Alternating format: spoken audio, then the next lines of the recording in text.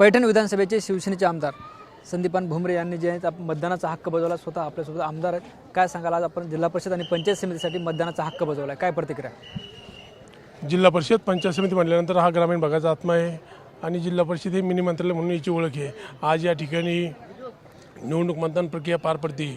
या ठिकाणी मी देखील माझा मतदानाचा हक्क या ठिकाणी पार पाडलेला आहे. आमचं कुटुंबासमवेत या ठिकाणी निश्चित जिल्हा परिषद पंचायत समिती असेल, आम्ही एकनाथ शिंदे साहेबांच्या नेतृत्वाखाली या ठिकाणी जिल्हा परिषद पंचायत समितीचे उमेदवार उभा केले. भुमरे साहेबांच्या मार्गदर्शनाखाली निश्चित या ठिकाणी मतदारसंघामध्ये मतदाराचा कौल हा आमच्या उमेदवाराच्या बाजूने आहे. या ठिकाणी धनुष्यबाण हा सकाळपासून चालू आहे आणि येणाऱ्या 9 तारखेला ज्यावेळेस मतमोजणी चालू होईल तर या ठिकाणी फक्त पेट्यामधून धनुष्यबाणच निघेल. तुम्ही सुद्धा या गटाचं प्रतिनिधित्व केलेलं आहे, आता आमदार झालेत. हे पाचोड हे गाव मूळ गाव आहे आमचं आणि या ठिकाणी मी जिल्हा परिषदचं 2दा प्रतिनिधित्व केलेलं आहे आणि आज माझा भाऊ शिवराज हा या ठिकाणी उमेदवार आहे आणि या भागात निश्चित जिल्हा परिषदच्या माध्यमातून मी खूप काम करण्याचा प्रयत्न केला आणि बांधकाम सभापती असताना मी मतदारसंघात कामं केली आहे. ही सर्व मतदारांना माहिती आहे की या ठिकाणी जिल्हा परिषद बांधकाम सभापती असताना विलास भुमरेंनी या मतदारसंघासाठी किती निधी आणला. निश्चित याचा फायदा या निवडणुकीत मला होणार. भुमरे साहेब, आता तुम्ही उल्लेख केला की माझा भाऊ शिवराज उमेदवार आहे, खरं तर याच्यावरून सुद्धा विरोधकांनी आरोप केला आहे. हे बघा, हे जनतेतली पद्धत आहे.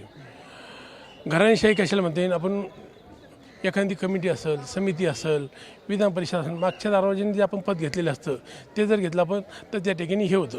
पण या ठिकाणी हे जनतेतून निवडून येणारी पद्धत आहे. जनतेने मान्य केलेली आहे, जनता निवडून देणार आहे, जनता मतदान करणार आहे. जर जनतेला वाटलं यांची घराणेशाही आहे, हुकुमशाही आहे, तर लोक मतदानामधून पाडू बी शकतात. पण आपण बघतो भाजप आणि शिवसेनेने जे आहे ते काही जागेवर युती जाहीर केली होती, मात्र अनेक ठिकाणी एकमेकाच्या विरोधात उमेदवार दिले जातात.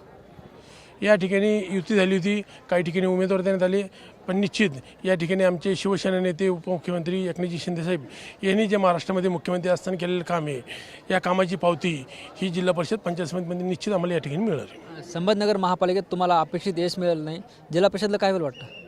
हे बघा, जिल्हा परिषद पंचायत समितीमध्ये शिवसेना ही 1 नंबरला असेल एवढं आपल्याला सांगू इच्छितो. आणि महानगरपालिकेमध्ये थोडं आमच्यात समन्वय नसल्यामुळं त्या ठिकाणी आम्हाला पराभव सामोरं जावं लागलं.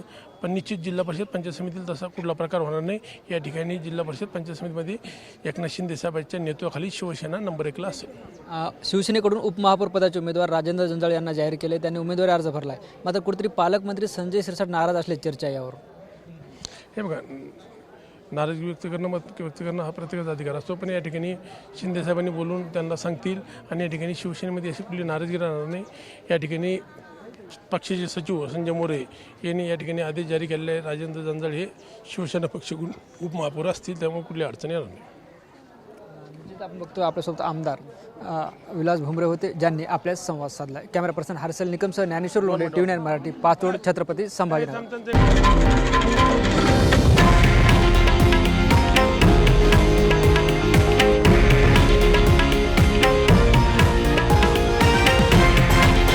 हे आहे देशातील नंबर 1 न्यूज नेटवर्क आणि आपण पाहत आहात TV9 मराठी, एकमेव.